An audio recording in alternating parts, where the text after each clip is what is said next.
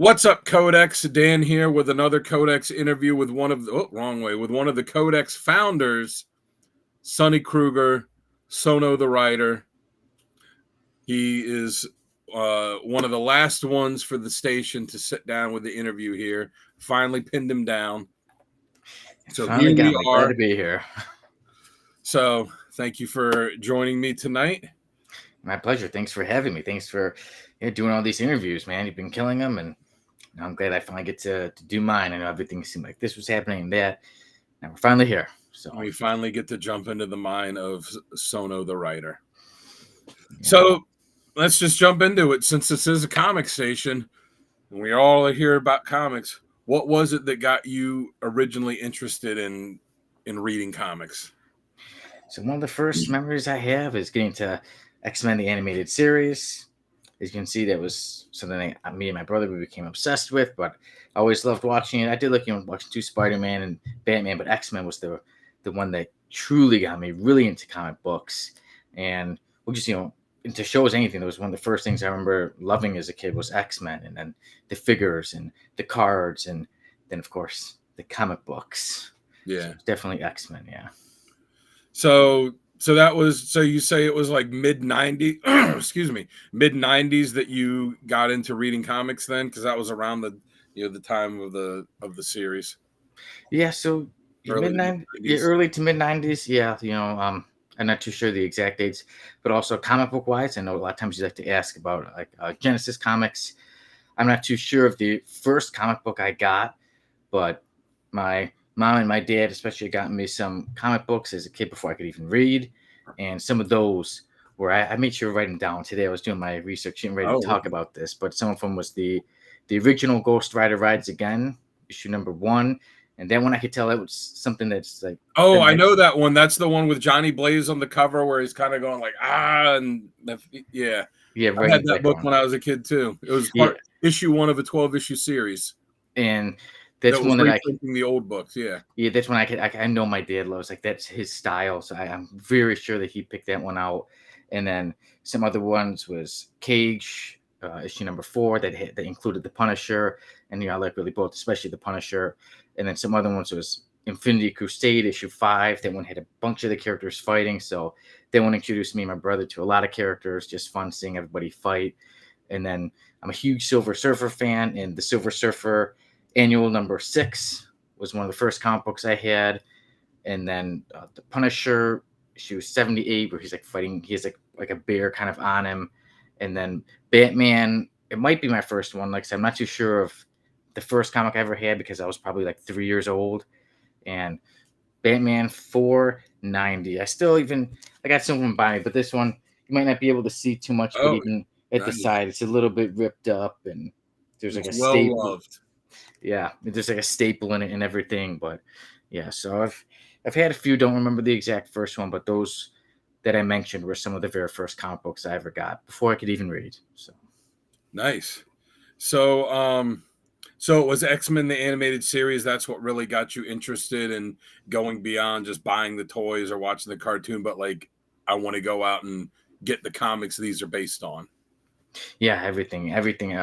Seeing the show was, I want the comics if I see them. I'll get the cards if I could find them. The action figures, sticker books. Even I don't have any sticker books saved, but everything X-Men, even X-Men clothes, all that stuff. And then years later, as an adult, now there's X-Men '97, so now I can get the clothes again, and I can get all excited about more X-Men again, and of course to watch the cartoon too.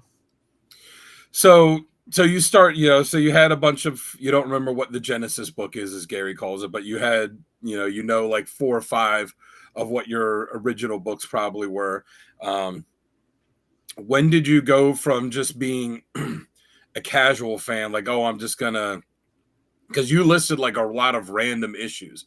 So when did you go from just like, I have these random issues and like, oh, I bought some comics that I like because I like X-Men comics and I like the cartoon. When did you go from being like a casual fan to a comic collector? Like, oh, I'm gonna make sure that I, get this every month and keep up with this story, this book, what character or whatever. So me, I'm more interested. I usually get more the trade paperbacks or sometimes hardcovers, and that was actually a bit in my 20s, in my early 20s. I started watching Smallville on the DVDs, and I was like, you know what? I should get into reading comic books again because, like you said, I was more every now and then I picked up Marvel versus DC, or I picked up a Punisher comic book, and I was like, you know, I should let me just kind of get more into reading. So I got two trade paperbacks. One was Infinity Gauntlet, and the other was Justice or JLA The Nail, and I Some love good both of ones. them. Yeah, Some really good ones. so yeah, having a get lucky. It was fate. I'm a man of faith. I have faith in God, and it guided me to pick the right comic books. And then from that one, it was okay. Let me get this one. Let me check out that one.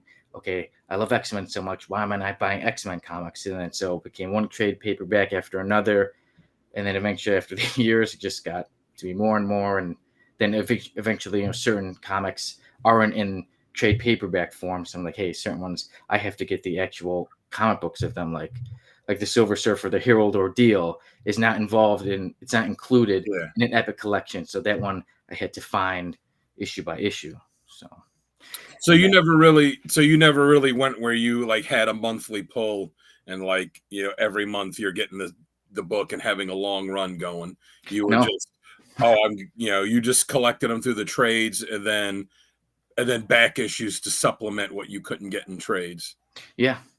Yeah, only the first time I ever did was with Dark Ages, and on the CodeX station in one of our back in the Yeah. early days. Yeah, it was I was getting issue by issue. That's the only time, but because I knew too, I'm like, okay, this isn't going to go on for 5 years. This was like a 6 issue series. So Yeah. yeah, I usually wait for the trade paperbacks, and like I said, the issues in between. So for so then normally I ask for what series was the first one you really started collecting, but for you it was the trades. So what what series was it for the trades that you really started going and saying, I'm gonna, I'm gonna get all the ones in this series, like, volume one, volume two, volume three, and and have the whole thing. It started with X Factor.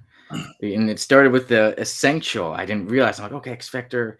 I started reading the Mephisto book, and in their Mephisto verses, one of them he verses X Factor, and it alluded to, oh, this happened in the events of X Factor 13 and 12. I'm like, that sounds pretty interesting. So I'm like, hey, let me check it out and get that.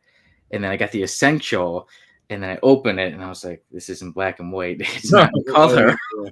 Yeah, And those big thick omnibus size ones that were all like on the almost like the coloring paper.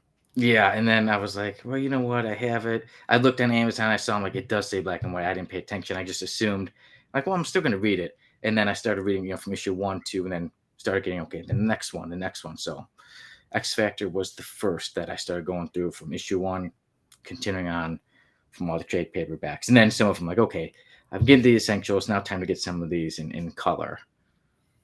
And you still buy like back issues. I've seen you show Yeah. them off where it's not just the trades, but just at the convention you just went to, you're like, I got this. Where you will still go back and buy single issues. Oh yeah, and especially too more with the Codex station, but first it was the Codex podcast, and then became the Codex station, and then through all of you guys, you've been a good inspiration on me to want to go out and get more comic books and to collect more. So yeah, definitely over the years, my actual comic book, the issues have piled on. The number has grown a lot. Now, Nice. not like some of you. I mean, I'm not like Uncle Gary's 60,000. I'm not there None yet. of us are like Uncle Gary 60,000. That's Not what yet. I think that's what we all our collections aspire to be what his is. Yeah, I think the other day I messaged him like, when I grow up, I'm gonna have a collection like you. Yeah. Well, Sal's just waiting in the bushes outside of his house, peeking in like. He is, and he's leaving those slabs alone. Those slabs. I need to add some slabs. Hey, at least I got two. I got two slabs. But yeah, so start with the Epic collections and trade paperbacks, but then I get more single issues. I've got, like I said, a couple of slabs, but the collection has been growing over the years. So you said you would initially get the kind of random issues here and there. Then in your early 20s, you started getting the trades. But like as a collector, that's when it's going back and buying like the old issues. At what point did you decide, oh, I'm going to start going back and buying some of these, maybe, like a lot of us will try and, build runs and, or get keys. But what is it that made you decide, oh, well, I've been getting these trades. Let me go back and start getting some individual issues as well. At what point did you go to the point where you're like, oh, well, I'm a comic collector now? Man, I'm really trying to think exactly what time that actually happened. I think it's just sort of happened overnight every now and then. So I'll get a few here, a few there, and suddenly it was a lot. And here's a lot. It starts from issues 1 through 20, and suddenly I'm like, oh, I guess I'm a collector. I don't really, so I can't really say of a specific time where I became one. I guess I'd say in the late 20s. I guess I'd say early 30s. So. Well, I like that one video you put up on, YouTube and Instagram.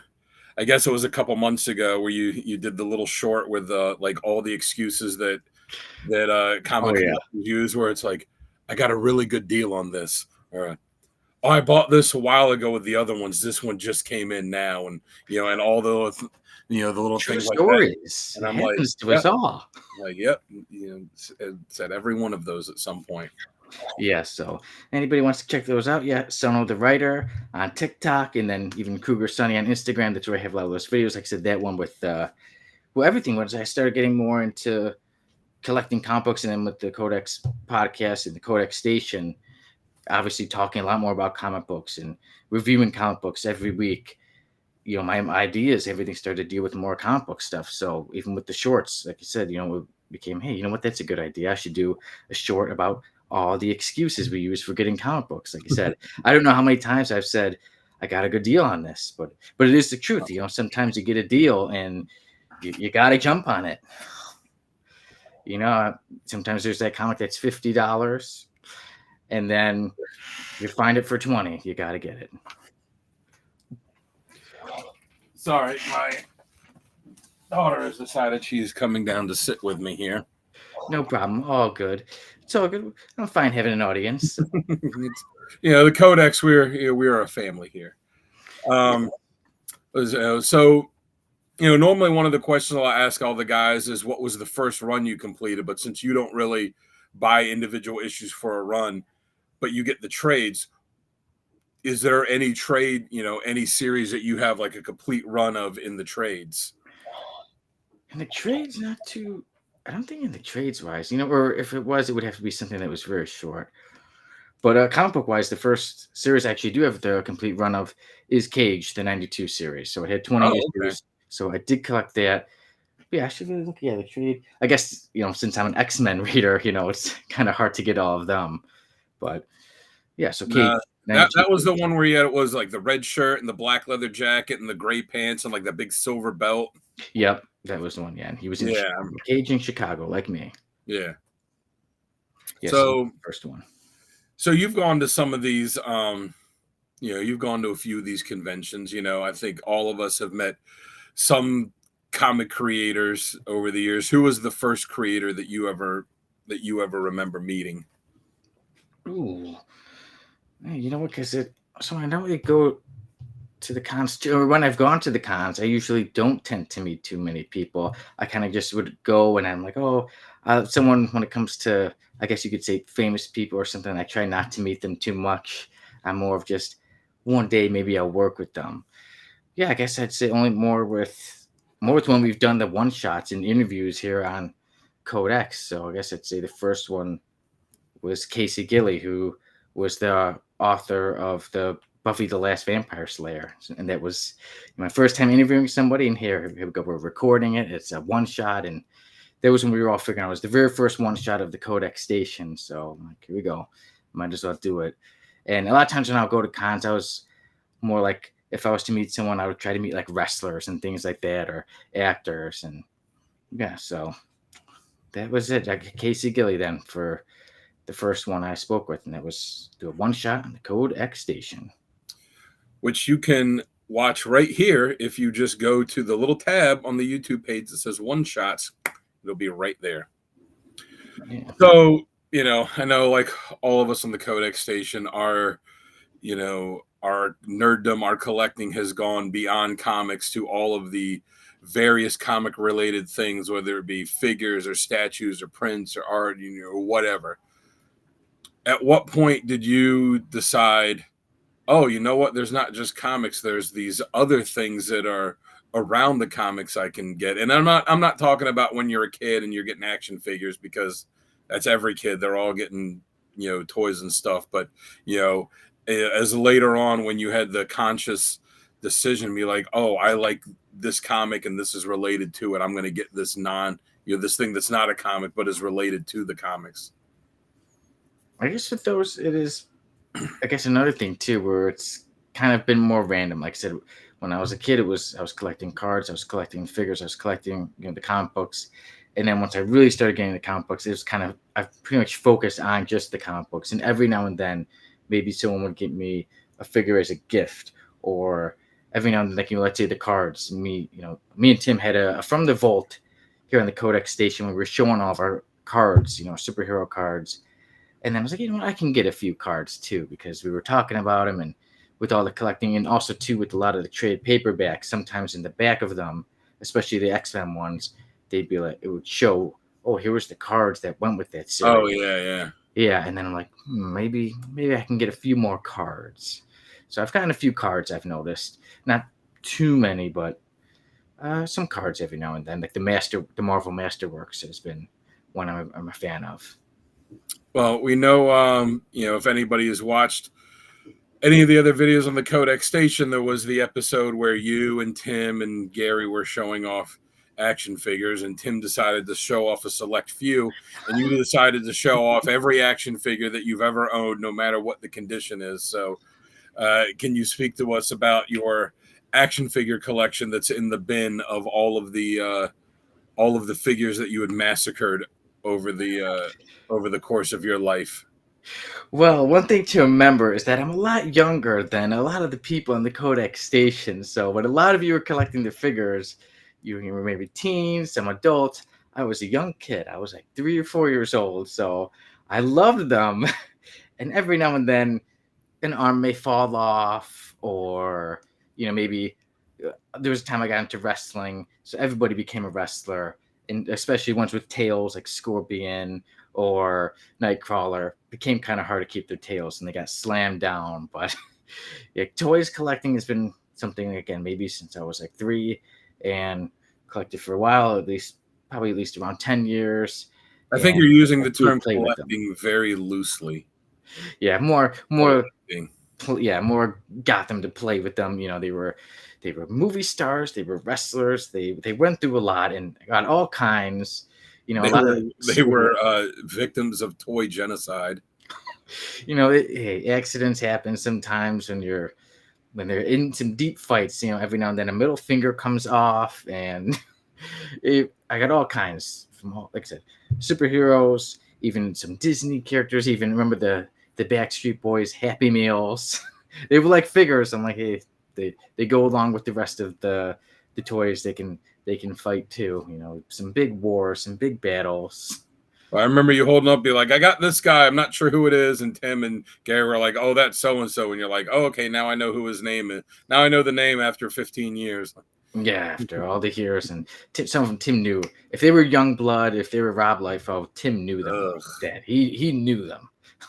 Yeah, I did recognize the Chapel figure. Yeah, so now I know. So you and Jamie were the ones that initially started this, like you alluded to earlier. That at first it wasn't the CodeX station as much as it was the CodeX podcast, and then it started expanding out to all these different shows. So how did it come about that you and Jamie, how you had to have obviously had a relationship before this and know that both of you were comic fans. So what went into, being comic fans together when you were younger, and then lead into starting the station together? Yeah, so me and Jamie have been friends for going on 20 years. And for years, we didn't talk about comic books. We didn't really know. I guess it just somehow didn't come up. And one day when we're both, because we met as teens, one day as adults, you join Facebook groups and things like that. And one day I get a call from Jamie, and he said, like, hey, I notice we're part of a lot of the same Facebook groups, and I see you comment. You seem to be reading comic books too, and yeah, we both do. And he's like, "Hey, I have an idea. I want to do a podcast about comic books." And I was in the middle of filming my show called "A Series About a Series," and it was my first time making any kind of pilot, any kind of filming. So I'm like, "So would it be like your show?" And I'm on it a lot. And he said, "Hey, if we do a show, it's got to be 50-50. Like it's both our show." And then I'm like, okay, let's do it. Let's give it a shot and just see how it goes, right? What's so bad it could happen? Let's give it a shot. And then so we said, okay, we're gonna come up with ideas. And I did say with me filming, I said I don't. We both agreed, like, if we do a show, let's have it be every week, not once here, a month here, 2 in this month, none for that month. We said we want it to be every week. So I said, okay, how about it was, let's say he called me, we talked maybe around March or something like that. And I said I should be done with filming in about June. So how about, we agreed, within these months we'll be planning, coming up with things, and in June we could start an episode. So we did. We eventually came up with the name of the CodeX podcast, and we even had these promo videos. So like some of the first videos of the CodeX station are in wrestling style, me and Jamie trash talking each other. And on June 9th, 2021, we had the first episode of the CodeX podcast. And then after a couple months, Jamie said, I want to do more things. I want to do more shows. I don't just want a podcast. I want this and I want that. And I was honest right there. I said, man, I'm not going to be able to do multiple shows every single week. And he's like, okay, you good with, then I'll have to bring in somebody else. And I said, yeah, that's good. So we agreed. Yeah, we'll bring in somebody else. We'll talk to some people. I remember talking to a certain guy on the phone. And then eventually, like I said, when we talked, you kind of wanted to be a part of a podcast, not so much of the decoding panels. Yeah, I just, I'd be honest. I was like, I didn't think, not that there's anything wrong with that. I just didn't think that was a good fit, for something that I could do. And then But it all worked. being, then I know Tim jumped in, and Tim ended up being great at it, and him and Jamie, came up with a bunch of other stuff. So yeah, it was good. It all, all that stuff, works out. Because if I had said, yeah, I'll do that, let's go for it, then maybe when you talk to Tim, it's like, oh, we already got this other guy, maybe something later on, and who knows? We're all here, we're all having a good time. It worked out the way it was supposed to work out. I think it worked out perfectly, like you said. And then you did end up being on shows and podcasts, and then Tim did decoding panels, and then look, even things happened the way they did. He ended up being on a show too, so it all worked out for all of us. So, it was perfect. It was, as I'd say, it was fate. And look at that, we're all part of the CodeX station now. So, and then look, like I said, so it became from the CodeX podcast to other shows and decoding panels, and After Dark became the CodeX station. And now we have, how many shows do we have, Dan? How many videos have we got? Kismet. We got what? So there's the podcast, there's Comic Character of the Week, there's After Dark Comics Unleashed. So those are the 3 live shows. And then there's the reviews.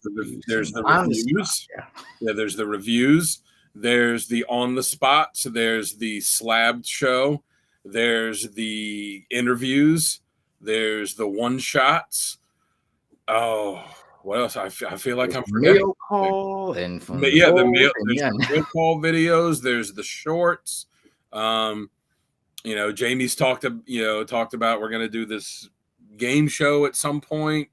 I recorded 3 episodes of a new show that that they haven't decided when to schedule it yet. But the CodeX files, whenever they find a spot for that, there's another one. I've always something new with the CodeX station. Yeah. So what are we up to now? 12 different things. Yeah. There was the Uncle Gary showcase. Now that's a separate thing now too. There was the Dungeons and Dragons show. Oh yeah. Yeah. I was just talking to my buddy about that the other day because he plays D&D, and I was like, yeah, we started it, and then we took a break for something, and then we just never got back into it. Yeah, a 2-year break, but hey, yeah, who knows what'll happen, right? Yeah, but like I said, so many shows. Yeah, one show became 2, became 3, many shows. Yeah. Yeah. So yeah, it's gone from a podcast to a station, a channel, which is cool because a lot of these other, you know, these other stations or channels, whatever I've seen, like they don't have that. They'll have, like the podcast show, and they might have one other thing that they do, or they'll have, like unboxing or something. Like they might have two or three things they do. They don't have this, this well-rounded station like we have, where there's like a bunch of different stuff. It's kind of whatever a person's interest in, there's probably something we have that will suit them. Yeah, and it was one of the main things too. I always wanted with the Codex podcast, and I said, and then eventually became the Codex station. Was I always wanted it to be something that everybody could be a part of, everybody could enjoy. Obviously, if you're into comic books, you can pretty much jump on right away, and whatever we're talking about, whether we're talking X-Men or Batman or the Tick or any character, you're pretty much gonna know who we're talking about and get into reviewing things to the reviews, to the interviews, everything. But I also wanted to do a show that's appealing to everybody, even if you're like, hey, I don't know much about comic books. Like I said, a comic character of the week can introduce you to comic book characters. And then the Codex podcast, I think things like the F list and the random panel of the week. I think everybody can kind of relate to that. I think characters like Heavy Flow, everybody can pretty much agree and just take one look and say, that's a horrible character. And we can all laugh together. Oh, you know what? I forgot. There's also the end of the year, the Christmas show every year, and the Codies. Yes, always something. Yeah, we'll probably be coming up with more stuff.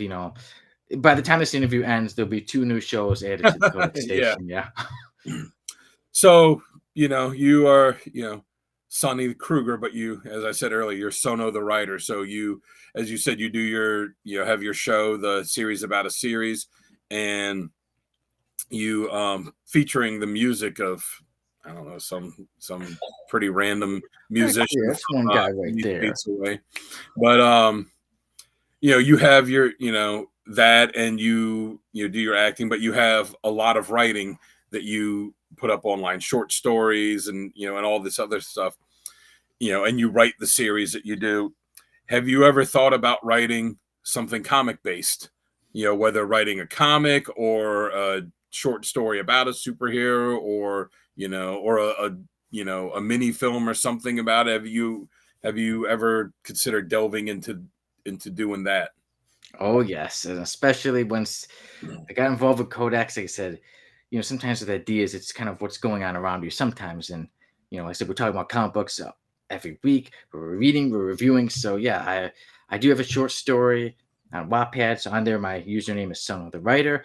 I have a short story called The Comic Book, about getting a comic book and getting it for this deal. But the guy kind of knows, like, it's like, let's say if you had a comic book, a slab that's worth thousands of dollars, or let's say a kid had it and he doesn't know how much it's worth. And you're like, I will give you a full $20 for it. So he gets it, and then there's a whole story behind it. But also, even years ago, even before Codex, I wrote a story called Once I Was a Superhero. And it's more of an adult superhero story. And at the time, I wasn't too familiar with them. Like now I do see there are other adult superhero stories, but at the time, I was only kind of familiar with, like I said, like X-Men, Superman, Batman, the bigger characters. But yeah, so I have a story called Once I Was a Superhero. I like to call it the superhero drama. And then I have on there, I also have a fan fiction story. Fan fiction was something I didn't really think I'd ever get into, but one time we reviewed Superman Annual 11 for The Man Who Has Everything. So I made my own. I love it. And I made my own kind of fan fiction of it, like a 4-part story for The Man Who Has Everything. And I'm like, one day I would love to make like a fan fiction series of that. And then 2, I like to write. Usually most of my stuff is completely original. Like I said, that's my one fan fiction. Everything else is completely original. One day on my list of things to do, sometimes, I like to make I have a lot of dreams. I like to make them come true. Check.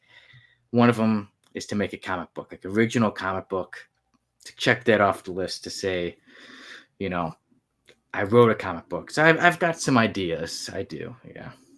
So if you were to finally sit down and write your comic, would it be a superhero comic? Would it be a crime comic, a sci-fi, a horror? What kind of comic do you think would be your first foray into the genre? Would it be a romance comic? I do love romance, but I think it would be so from more kind of superhero esque, maybe not so much of a complete like cape and everything like that, but maybe more something kind of like an adult kind of comic, but more superhero esque, and then yeah, more action. But I will sprinkle some romance into it. Most of my stories have a bit of romance, but yeah, so kind of like a superhero, more adult superhero, I'd say. All right. So, how would you say collecting comics has impacted your life, as you have grown up a comic fan and gotten into it now with doing this with the station? Well, it's definitely damaged my wallet. Uh, I will say, aside from damaging my wallet, I will say that it just brings me a lot of joy. That's one thing I love. Is I love not only to collect, I love to read these stories. I am a storyteller, so when I read, I want to read a story that takes me away from everything. I love my life, but sometimes you want to be entertained. You just want to be engrossed in this story, and sometimes I love to get into a story that's just completely out there and it's action packed and it's punching through walls and it's fighting in space. And then sometimes I like the more serious, what I'd say, street level comic books too that are a bit more relatable, a bit more realistic. But comic books have brought me a lot of joy throughout a lot of my life. So that's one thing I love is that it brings me a lot of joy. And then me as a writer, sometimes people say, "Oh, where do you get your inspiration?" I say kind of everything in the world in my life, and I read a lot of comic books. So somewhere in there, I will notice like, yeah, I think this is pretty much inspired by this, or yeah, this, you know, got that part inspired. Even too, there was a story of mine called Dead. I have Dead in Dead 3. It was the last of the trilogy. I'm like, okay, time to throw out everything, time to, you know, put all stops. And it was around the time I was reading JLA The Nail. And what I got from JLA The Nail was some things are inevitable. Like, even if it's an Elseworlds story, something still will always happen. And then I suddenly started seeing I should do a couple chapters, like a what if chapters. And then I was like, yeah, that's kind of what if, and some things are inevitable. That reminded me of that. So they've inspired me in many ways. People would be surprised because some of my stories are very adult. And it'd be like, some of these inspirations are from comic books, and especially a lot of the names. Comic book, a lot of people wouldn't know, but quite a few of the names people would say, oh, yeah. I have a story called The Good Priest, and the priest's name is Logan Parker. Uh, I think you know where it's from. yeah, I have a story called Tied Up, and the main character's name is Warren McCoy. I was reading a lot of X-Men and X Factor. So there we go. Comic books have always been, a part of me. nice. One of the times when I used to work for Domino's a long time ago, we had our name tags that we used to have when I was a driver, and they made the mistake of leaving the label maker out where I could get to it. So I would change the name on my name tag like on a weekly basis, and I would put like one week I was Optimus Prime, one Right. week I was Tony Stark, but that was like this is way before this is before the movies blew up where everybody like knew who these characters were. But that used to be fun to tell people like, oh yeah, my name's Tony Stark. They're like, oh okay, and then the Iron Man movie comes out, and everybody knows that name after that point. Yeah. Yeah. Like I said, before you can get away with it now everybody pretty much knows. And before, as comic book fans, we liked something that wasn't so popular, not everybody talked about. And sometimes, let's say a lot of comic book fans get more teased or messed with because, oh, you like comic books? Yeah, But that goes now going up. now the world knows pretty much comic books. Like Look, how does somebody not know, especially to like what, let's say Avengers, Endgame, and Infinity War? Like if somebody didn't see that, you're kind of like, wait, you didn't see it? Who have you been talking to? So I mean, there wasn't always the day when you could walk into the Walmart and buy a Black Panther T-shirt, oh yeah, or like or some like even more obscure characters than that. And now if you walked into Target or Hot Topic or anything, and you didn't see those shirts, you'd be like, what's going on? Yeah, you'd be like, okay, this place is going out of business soon if they don't have any superhero shirts. But yeah, so now, like I said, we've won, Dan. All of us comic book fans, it is our time. Yeah, it's our The time. world knows comic books now. What's that line from the Goonies? It's our time. It's our time down here. That's right. Now, no more down here, all around Yes. for everybody. Yeah. All right, man. Well, thanks for taking the time to sit down and go through your life in comics with me. Yeah, it's my Yeah. pleasure. I love talking about comic books, so I was glad to do this interview with you. Yeah, I've been looking forward to it. As anybody that doesn't know, it's hard nailing Sonny down to, for a day and a time to do something. He's a busy, busy man. But you got me here, and then again, you'll see me every week on the CodeX podcast, and I'm on more videos at the CodeX station. But yeah, it's gonna be kind of hard to get. Who knows when interview number 2 will come, right? Yeah. Let's just be happy with interview number 1, and now we're almost done with all the interviews for everybody on the CodeX station. Almost there, right? Just about. I think the only one I have left to do is our newest team member, Precious. Okay, yeah, well, there you go, almost there. So, me and Precious have a precious time having an interview with each other. But yeah, so I look forward to watching. I haven't seen your one yet, so looking Oh forward yeah, to haven't watching- done. Yeah, Think Tim's gonna do my interview. We'll see. yeah, you've got a story to tell, so I look forward to checking that out. You're And a again, writer. We've all got a story to tell. that's exactly right. Everyone has a story. So this was, like I said, a bit of me and my history with comic books. And if you want to see me finding out about more comic books, like I said, every week on the Codex podcast, I am reviewing a bunch of stories. So looking forward to reviewing more. All right.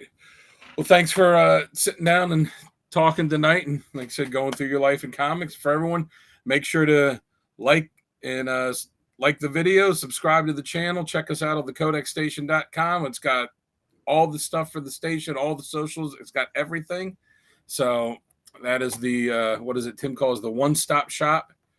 And until next time, we'll catch you by the spinner rack.